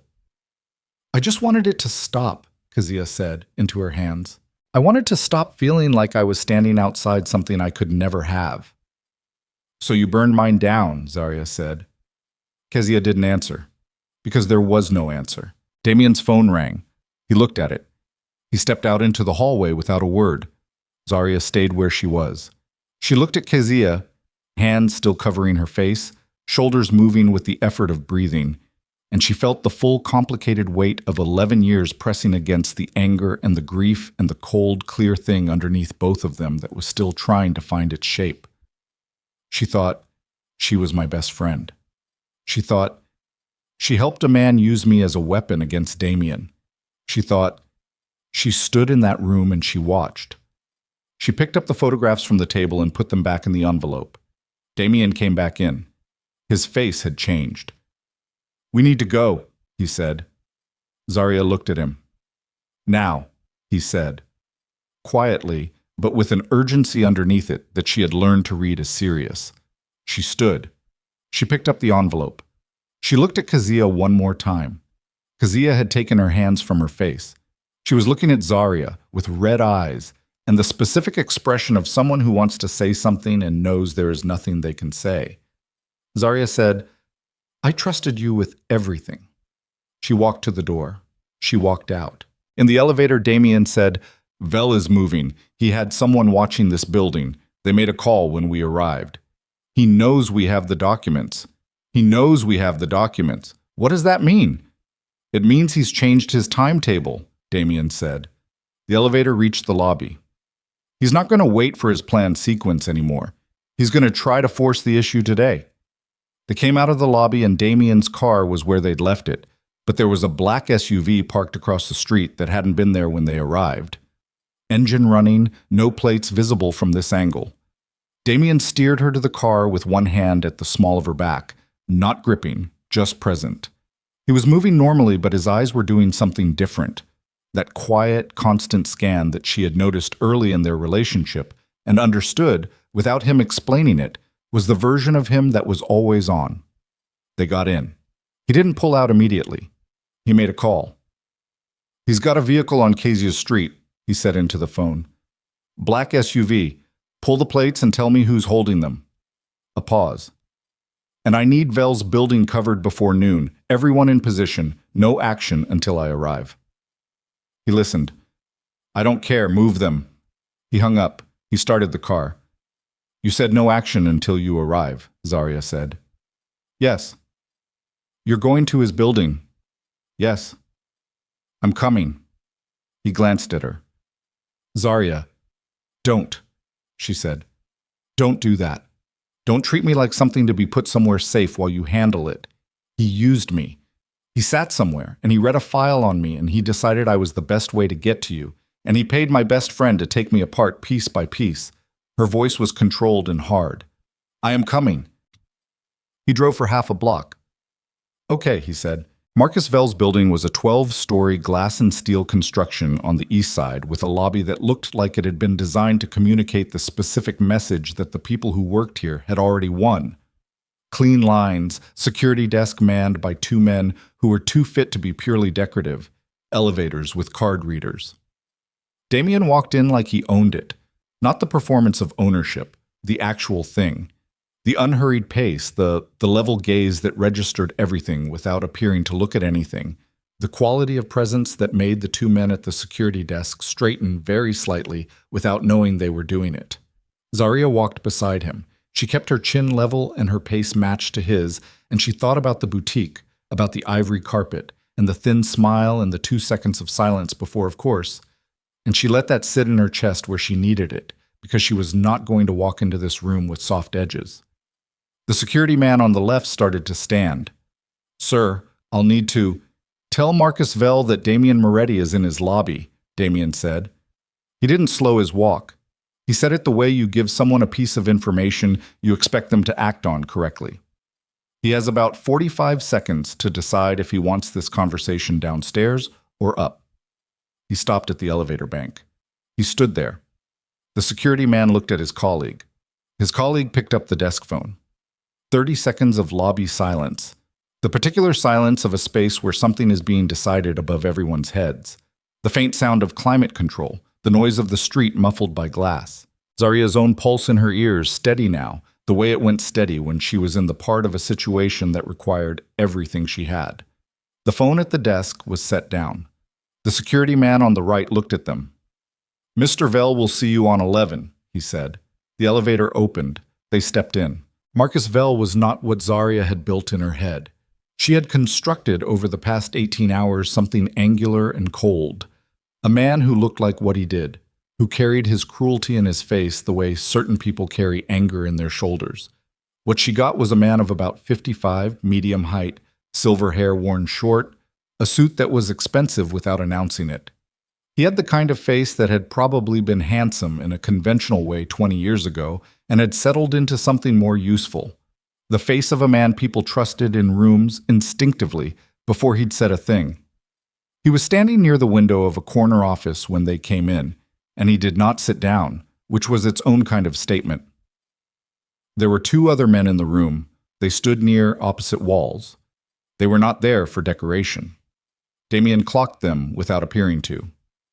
Zarya felt his weight shift very slightly, barely perceptible, and knew he had placed both men precisely. "Moretti," Vel said. His voice was the voice from the phone, she realized. The smooth, unhurried register of a man who had made enough correct calculations to believe he would always make one more. He looked at Zarya. "Ms. Brooks." He said her name like he had read it from a file, which he had. "I understand you've had a difficult couple of days." Sit down, Damien said. Vel's eyes moved to him. This is my office. Sit. Down, Damien said. Same volume, same pace. Something in the air pressure of the room changed. Vel sat. Damien did not. He stood in the center of the room, and he let the silence work for a moment, and Zarya stood slightly behind and to his left, and watched Marcus Vel perform composure with the specific effort of a man who had just understood that his calculus was off. You have documents, Vel said. I assume that's why you're here. I have the documents, Damien said. I've had them for 3 years, you know that. I know you claim to have them. You paid $40,000 and spent 14 months building an operation to get them, Damien said. If you had any real doubt they existed, you wouldn't have spent either. Vel's jaw moved. What do you want? Vel said. I want you to understand something, Damien said. He walked slowly to the desk, not around it, just toward it, until he was standing close enough that Vel would have had to look up to hold his gaze. You went after the wrong part of my life. You looked at what I'd built, and you found the thing that mattered most, and you put your hands on it. He paused. That was a specific kind of mistake. I made a business decision. You made a personal one, Damien said, and you're going to sit here, and you're going to listen to what happens next because of it. Vel's eyes moved to his 2 men. Don't, Damien said, without looking at them. The men stayed where they were. Zarya stepped forward. She hadn't planned to. It wasn't in any sequence she'd rehearsed in her head. She simply moved because she was done being the thing that had happened to, the object of the plan, the file on someone's desk. And she stood beside Damien and she looked at Marcus Vel with everything that had accumulated in her chest over 48 hours of having her life used as a chess piece. You don't know me, she said. Her voice was level and direct and had no performance in it at all. You read a file and you decided I was the soft part, the leverage. She held his gaze. You were right that I was someone he cared about. You were wrong about what that meant. Vel looked at her with the careful assessment of a man recalibrating. Ms. Brooks, he said with a measured patience, you're an intelligent woman. You understand that what's happening here is going to be resolved the way I choose, she said. Not the way he chooses, she indicated Damien briefly. Not the way you planned. The way I decide. Something shifted in Vel's expression. He looked at Damien. Damien said nothing. He was watching Zarya. Vel said, And what do you decide? She opened the envelope. She placed the documents on his desk. Not thrown, not slammed, placed with precision. And she said, I decide that you're going to make this right. Not just to me, to Vera Caldwell, who you put up to this, to her staff, to every business relationship you've poisoned in the past 14 months as part of whatever you're building with that clean front of yours. She leaned forward slightly. Because I am an accountant, Mr. Vel, and I have just spent the last several hours reading 14 pages of financial documentation that tells me exactly where the skeleton of your operation is buried. And I have contacts at 3 regulatory bodies who would find that documentation. She tapped the papers. Very interesting reading. The room was completely silent. Vel stared at the documents. He stared at her. His 2 men near the walls had not moved, but something in their posture had changed, the way the posture of men in a room changes when the room's power structure rearranges itself faster than they can track. You're bluffing, Vel said, but the word came out without the weight it needed. I never bluff, Zarya said. I do math. And the math says you have about 24 hours before what I know becomes what the right people know. She straightened. Unless... Vel's eyes were sharp now, the smoothness stripped back, the working face underneath it. Unless, he said. You end it, she said. All of it. Kazia, the boutique, the plans for the wedding, every piece of it. You call it off and you pay back what you paid out and you stay so far from my life that I forget you have a name. And the documents, Vel said. Stay where they are, Damien said, the first time he'd spoken in several minutes. Where they've always been, which is where they stay as long as you make the right choices. He paused. And where they don't stay if you make the wrong ones. Vel sat at his desk with 14 pages of his own architecture spread in front of him, and Zarya watched him do the calculation she recognized. The fast, thorough, merciless arithmetic of a man assessing damage. She had done this calculation herself, in the dark of her kitchen, in the gray morning, in the elevator on the way up here. She had done it, and she had arrived at the same answer every time. She watched him arrive at it now. His shoulders dropped a fraction, almost nothing. Enough. "My lawyer," he started. "Will agree with you," Damien said, "when you explain it to him." Vel looked at the documents. He looked at Zarya. He looked at Damien. He said, "This isn't over." Damien looked at him for a moment. "Yes," he said. "It is." He put his hand at Zarya's back. They turned. They walked to the elevator. Behind them, the office was silent except for the sound of Marcus Vel exhaling. A long, slow breath. The sound of a man releasing something he'd been holding for 14 months and understanding for the first time. The elevator doors closed behind them and the number above it counted down, and neither of them spoke. Zarya stood with her back straight and her hands at her sides, and she looked at the seam where the elevator doors met, and she breathed. In and out, slow and deliberate, the way she had breathed through every room in her life that had tried to make her smaller than she was.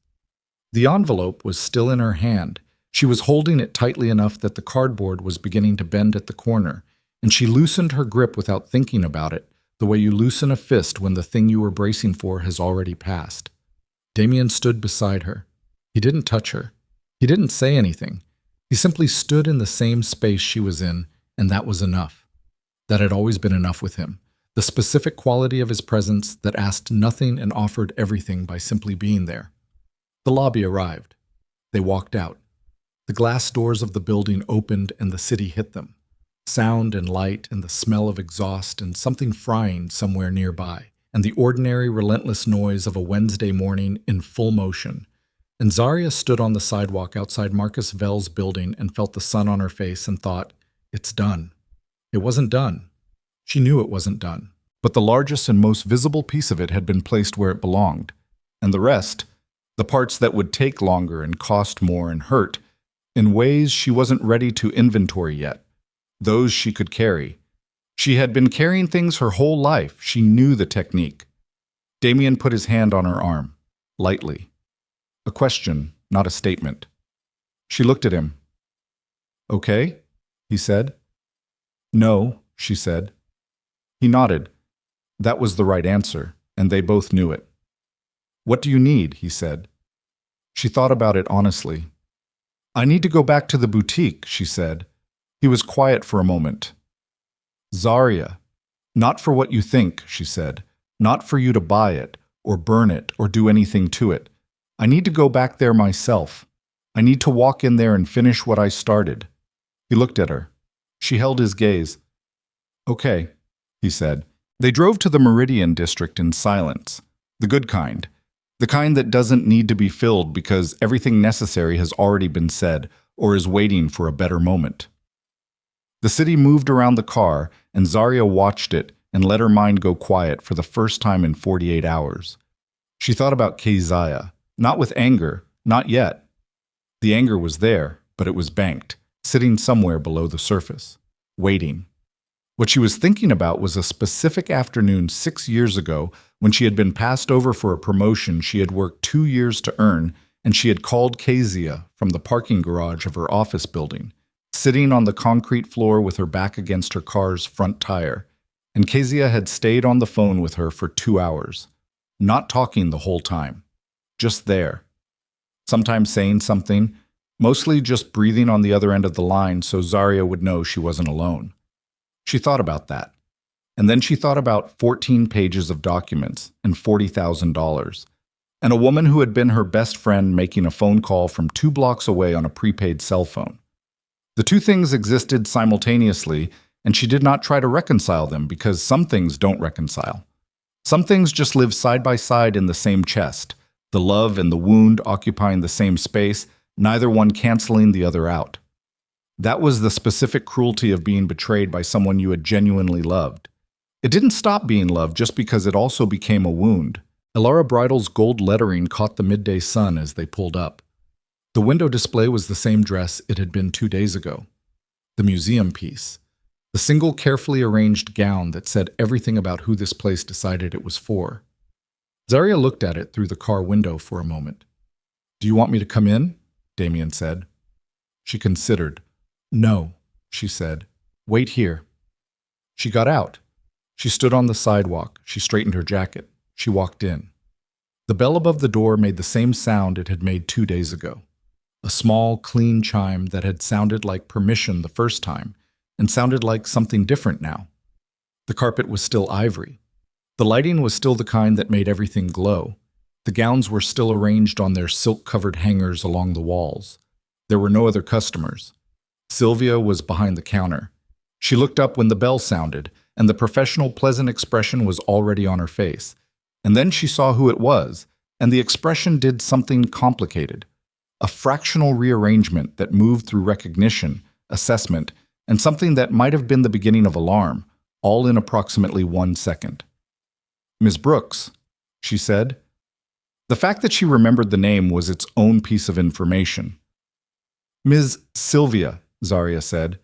She walked in the same way she had walked into Marcus Vell's office, not performing confidence, inhabiting it, which was different. She stopped at the counter. "Is Vera Caldwell here?" A pause. "She's in the back," Sylvia said. "Can I ask what this is regarding?" "She'll know," Zarya said. Sylvia looked at her for a moment. She went to the back. Zarya stood at the counter and looked around the boutique. She looked at the dress she had held 2 days ago. The ivory one, with the lace that ran down the arms in that pattern she had loved, hanging on its rack near the main floor. Still there, still beautiful, still exactly what it was. She heard footsteps. Vera Caldwell came out from the back, and she was a woman in her early 60s. Silver hair, good posture, the settled authority of someone who had owned a space long enough to become indistinguishable from it. She was not what Zarya had expected, which was something harder and more deliberate. What she got was a woman who looked, in this moment, tired. The particular tiredness of someone who has spent 2 days knowing something is coming and being unable to stop it. She stopped several feet from Zarya. They looked at each other. "You know why I'm here," Zarya said. "I suspect," Vera Caldwell said. Her voice was controlled, professional, but something underneath it was working to stay that way. "You received a call 2 days ago," Zarya said, "from someone who described me and told you I was coming and told you how to treat me when I arrived." Vera Caldwell said nothing. "Diane Holt was here when I arrived," Zarya said. "She was here because you asked her to be. The things that were said in this boutique were not spontaneous." She paused. "You staged it." The silence was long. "I want you to understand," Vera said finally, "that I had no idea what the full situation was. I was told—" "I know what you were told," Zarya said. "I've read the documents." She set the envelope on the glass counter between them, not as a threat, as a record. "I know what you were paid and what you were asked to do and what you did." She held Vera Caldwell's eyes. "What I want to know is whether you understood while you were doing it what it cost." Vera looked at the envelope. She looked at Zarya. She looked away. "I've been running this boutique for 22 years, she said. Her voice had lost its professional register. What was underneath was smaller and less certain. "I've made choices about the clientele I serve. Some of those choices—" She stopped, restarted. "I had a bias. I'm not going to sit here and pretend I didn't have a bias before that call came in. The call just made it easier to act on it." "I know," Zarya said. Vera looked at her. "I know," Zarya said again. "The call didn't create what happened in here. It just gave it a structure. What was already here did the rest." She kept her voice even and clear. "That's why I'm talking to you instead of having someone else handle it. Because what Marcus Vell paid for and what you actually did are two separate things, and I want you to understand the difference." Vera Caldwell stood with her hands on the counter and her eyes doing something that women of her generation often didn't allow their eyes to do in professional settings. "What do you want?" she said. Her voice was rough at the edges. "A public statement," Zarya said. "From you. On your platform. On your website. Wherever your customers see you. What happened in this boutique 2 days ago was wrong, and you say so in your own words, without my name in it, because this isn't about me specifically. It's about every woman who walked in here and was assessed before she was greeted. She paused. And I want your staff trained, actually trained, by someone who knows what they're doing, not a memo, not a meeting. Real work. Vera looked at her. That's it, she said. That's it, Zarya said. You're not going to... Vera gestured vaguely at the envelope. Those documents have nothing to do with you, Zarya said. They never did. You were used. What you choose to do with that is your business. She picked up the envelope. She turned to go. She stopped. She turned back. One more thing, she said. Vera was watching her carefully. The dress, Zarya said, the ivory one with the lace on the arms, near the second rack. Vera looked toward the dress. Is it available? Zarya said. Something moved across Vera Caldwell's face. Not quite regret. Something adjacent to it, something that had taken 2 days of knowing what was coming to fully develop. Yes, she said. I'd like to try it on, Zarya said, the way I should have been able to 2 days ago, with someone helping me properly. The boutique was very quiet. Of course, Vera said, and this time the words carried all the weight they were supposed to. Damien was leaning against the car when she came out 45 minutes later. He looked at her face, and what he saw made something in his expression ease. Not fully, not all the way, because Damien Moretti did not do things fully when it came to his own feelings. It wasn't how he was built, but the specific tightness around his jaw loosened enough that she noticed. Well, he said. I found the dress, she said. He was quiet a moment. Yeah? It needs alterations, she said, which is completely normal, it turns out, for every human being who isn't a sample size. She stopped in front of him. I have an appointment for the fitting next Thursday. He looked at her, the gray-green eyes steady on her face.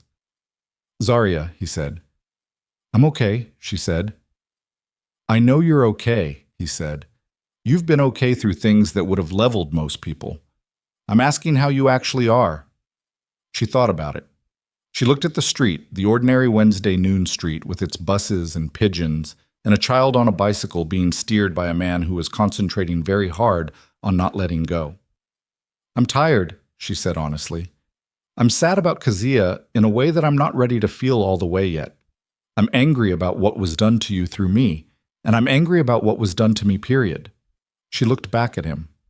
And I'm standing on a sidewalk in the afternoon with the man I'm going to marry, and I found the dress. So, he held her gaze. So, he said. She took his hand. He looked down at their joined hands with the expression he wore when he thought she wasn't watching.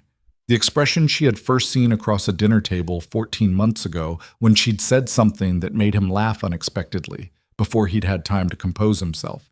The expression that said there was a man underneath the controlled surface who was genuinely surprised every time that this was his life now. She had fallen in love with that expression before she'd fallen in love with anything else about him. She squeezed his hand. He squeezed back. They stood there for a moment on the Meridian District sidewalk in the afternoon sun, which asked nothing of them and gave them everything it had. Kezia called 3 days later. Zarya was at her kitchen table with a client file and a cup of coffee that had gone cold, and her phone lit up with Kezia's name, and she looked at it through 2 full rings before she answered. Hey, Kezia said. Hey, Zarya said. Silence. I'm not going to ask you to forgive me, Kezia said. Her voice was different from the voice in the apartment. The rawness was still there, but the calculation had been stripped out, and what was left was smaller and more human and completely without performance. I'm not calling for that. I know that's not something I can ask for right now. Okay, Zarya said. I want to tell you something, Kezia said. And then I'll leave you alone for however long you need. Zarya waited. I went to see Marcus Vell yesterday, Kezia said. On my own. No one asked me to. A pause. I told him I was done, that I was returning the money, and that I would be making a statement to any party he intended to use me against, voluntarily, before he could use me. She paused again. I have a lawyer now. I've started that process. Zarya set down her pen. Why? She said. Because I've spent 3 days sitting in my apartment understanding what I actually did, Kezia said. Not what I told myself I was doing, what I actually did. Her voice thinned slightly. I told myself I was evening something out. I told myself you had too much and I had been standing outside it for too long. But what I actually did was take the one person who had always seen me clearly, and I tried to unmake her because I couldn't stand that she had something I wanted. She exhaled. That's not jealousy. That's something worse than jealousy. And I needed to say that out loud to you even if you never want to speak to me again. Zarya sat with that. The kitchen was quiet. Afternoon light came through the window and made a rectangle on the table, and she watched it for a moment. I don't know what we are now, Zarya said finally. I don't know if we're anything. I can't tell you that, not yet. I know, Kezia said. But I hear you, Zarya said. What you just said. I hear it. Kezia was quiet on the other end, then, that's more than I deserve. Probably, Zarya said. Something that was almost not a laugh moved through the phone, fragile and brief and genuinely surprised by itself. Take care of yourself, Zarya said. You too, Kezia said. I know, Zarya said. She hung up. She sat with the phone on the table in front of her, and she felt the 11 years like a physical weight. All of it at once, the good and the terrible. The parking garage floor and the boutique silence, the farmer's market and the prepaid cell phone, the woman who had stayed on the line for 2 hours, and the woman who had stood in a room and watched. She did not know what she would do with that weight yet. She only knew she was strong enough to carry it while she figured it out. She picked up her pen. She went back to the client file. The wedding was on a Saturday in early October, when the city had started doing that thing it does in autumn where the light turns amber and the air has a specific clean edge to it that feels like a promise kept. They had moved the venue from the original plan, a large event space they'd reserved 6 months ago, to something smaller and completely different. The rooftop of Damien's building, which none of his people had expected him to choose, and which Zarya had suggested one evening while they were eating takeout, and she'd pointed at the window and said up there, and he'd looked at her, and then looked at the ceiling and said, yeah, okay. 40 people. The ones who actually knew them, which was a different list than the ones who would have expected to be invited. Veda was there, in a green dress she'd bought specifically because Zarya said it was too much and she wanted to wear it anyway. Her parents, Zarya's father with his good suit and his proud, overwhelmed face. Her mother, who had cried in the car and composed herself and then cried again the moment she saw the dress. Damien's people were there, a smaller group, quieter, men and women who had known him long enough to understand what the afternoon meant, which was that it meant something it had never meant before for any of them to watch him choose. The dress was the ivory one with the lace that ran down the arms. The alterations had been done by Vera Caldwell's seamstress, a woman named Rosa, who had measured her with the careful attention of someone who understood that she was working with a specific and irreplaceable shape, not a problem to be solved. Rosa had taken 3 sessions, and the result was a dress that had been made for the woman in the mirror. Not adjusted down to her, but built up around her, which was a different thing entirely. Zarya had stood in the fitting room at the final appointment and looked at herself for a long time. She had looked at a woman in a wedding gown in a bridal boutique, and the woman looking back had looked like she belonged there, not because anything in the room had changed, because she had stopped waiting for the room to give her permission. The ceremony was short because Damien had said, I don't want to stand up there talking about it longer than necessary, and Zarya had agreed completely, and so what they had was direct and real and over in 14 minutes and felt, when it was done, like something that had always been true and had simply been made official. The officiant asked Damien if he took this woman. He looked at Zarya. He said yes, like he meant it, which was the only way he ever said anything. The officiant asked Zarya if she took this man. She looked at him. The gray-green eyes, the scar on his jaw, the controlled face that she had learned to read like a language, that she had learned to love in its full complexity without flinching from what it sometimes required. And she said yes like it was the simplest true thing she had ever said. Because it was. Later, when the small dinner was winding down and the city's amber light had turned to the blue of early evening, Damien found her standing at the rooftop railing looking out at the skyline. He came and stood beside her, jacket off, the gray shirt she'd first associated with the worst day of the week she'd rather forget. He'd worn it deliberately, she knew, the way he did things, quietly, without announcement, as a way of saying something he didn't have words for. She leaned against him. He put his arm around her. They stood there looking at the city. Vera Caldwell posted her statement, he said. I know. Veda texted me. It was a real one, he said, not the corporate kind. I know that too. She had read it. 4 paragraphs, no legal hedging, specific and personal and clearly written by the woman herself. She had sent a reply. Brief, private, not quite forgiveness, but the door to it left open, because closing doors permanently required a certainty she didn't have and a hardness she didn't want.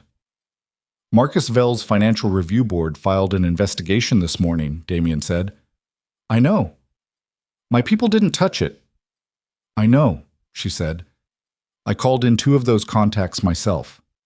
He was quiet for a moment. You did that on your own, he said. You didn't think I would? I thought you might, he said. I wasn't sure you'd do it without telling me. I'm telling you now. He looked at her profile. You're going to be a problem, he said. I've always been a problem, she said. You proposed anyway. He made the sound that was as close to a laugh as he generally got, brief and genuine and reserved for her. She turned to look at him. I need you to understand something, she said. He waited. What happened this week, she said. The boutique, Kezia, Vell, all of it. I'm not going to pretend it didn't happen. I'm not going to fold it away somewhere and act like it didn't cost anything.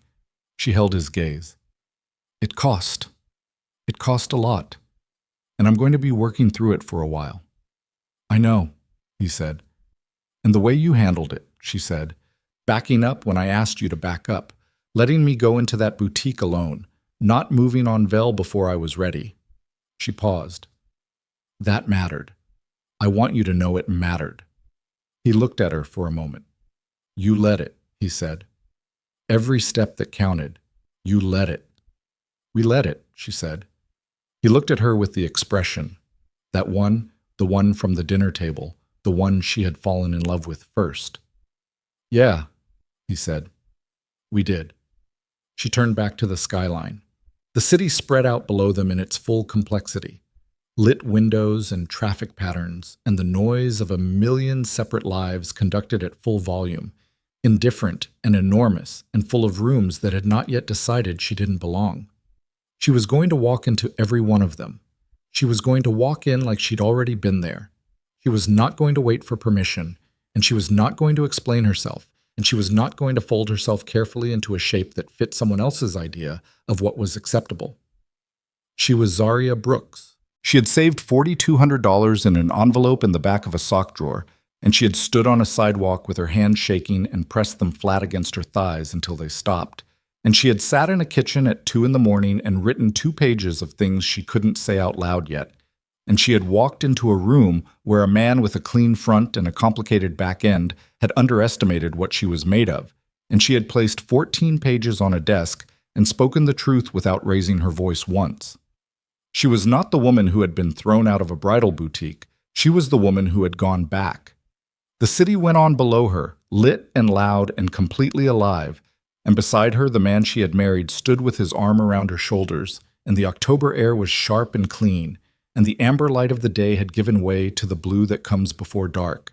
And the blue that comes before dark has always been the most honest light there is, the light that shows you exactly what is there and asks you whether you're willing to see it.